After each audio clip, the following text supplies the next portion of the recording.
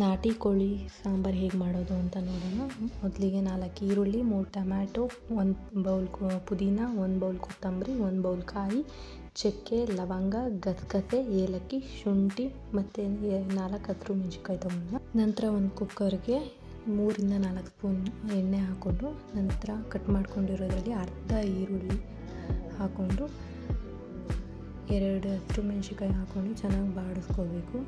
ನಂತರ ಚಿಕನ್, ಶುಂಠಿ ಬೆಳ್ಳುಳ್ಳಿ ಪೇಸ್ಟ್, ಅರಿಶಿನ ಪುಡಿ, ಉಪ್ಪು 2 ಸ್ಪೂನ್ ಹಾಕಿ 3 ಇಂದ 4 ಕುಕ್ಕರ್ ವಿಸಲ್ ಹೊಡೆಸ್ಕೋಬೇಕು. ನಂತರ ಒಂದು ಪಾತ್ರೆಗೆ 3 ಇಂದ 4 ಸ್ಪೂನ್ ಎಣ್ಣೆ ಹಾಕಿ ಏನು ಮಸಾಲೆ ಐಟಮ್ಸ್ ತೊಗೊಂಡಿದ್ವಿ ಅದನ್ನು ಹಾಕ್ಕೋಬೇಕು.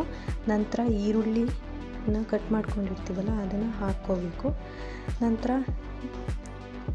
ಬಾಡಿಸ್ಕೊಂಡು ಚೆನ್ನಾಗಿ ನಂತರ ಹಸಿಮೆಣಸಿನ್ಕಾಯಿನೂ ಹಾಕ್ಕೋಬೇಕು. ಚೆನ್ನಾಗಿ ಬಿಸಿ ಆದಮೇಲೆ ಏನು ಕಟ್ ಮಾಡಿಟ್ಕೊಂಡಿದ್ದೀವೋ ಟೊಮ್ಯಾಟೋವನ್ನು ಅದನ್ನು ಹಾಕ್ಕೋಬೇಕು. ಚೆನ್ನಾಗಿ ಬಿಸಿ ಮಾಡ್ಕೋಬೇಕು. ನಂತರ ಬಿಸಿ ಆದ ನಂತರ ಕೊತ್ತಂಬರಿ ಸೊಪ್ಪು, ಪುದೀನ ಹಾಕ್ಕೊಂಡು ಚೆನ್ನಾಗಿ ಬಿಸಿ ಮಾಡ್ಕೋಬೇಕು. ಸ್ಟವ್ ಆಫ್ ಮಾಡ್ಕೊಳ್ಳಿ. ನಂತರ ಒಂದು ಜಾರ್ಗೆ ತೆಂಗಿನಕಾಯಿ ಹಾಕ್ಕೊಂಡು ಚೆನ್ನಾಗಿ ರುಬ್ಕೋಬೇಕು.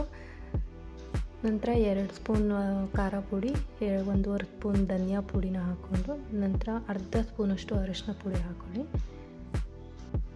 ನಂತರ ಆಮೇಲೆ ನಾವು ಏನು ಬಿಸಿ ಮಾಡ್ಕೊಂಡಿರ್ತೀವಿ ಮಸಾಲೆನ, ಈರುಳ್ಳಿ, ಟೊಮೆಟೊ, ಸಾಂಬಾರು ಸೊಪ್ಪನ್ನೆಲ್ಲ ಅದನ್ನು ತಣ್ಣಗಾದ್ಮೇಲೆ ಹಾಕ್ಕೊಳ್ಳಿ. ಇಲ್ಲಿ ಸ್ವಲ್ಪ ಬಿಸಿ ಇದೆ, ನಾನು ಹಾಕ್ಕೊಂಡಿದ್ದೀನಿ. ನಂತರ ಚೆನ್ನಾಗಿ ರುಬ್ಕೋಬೇಕು.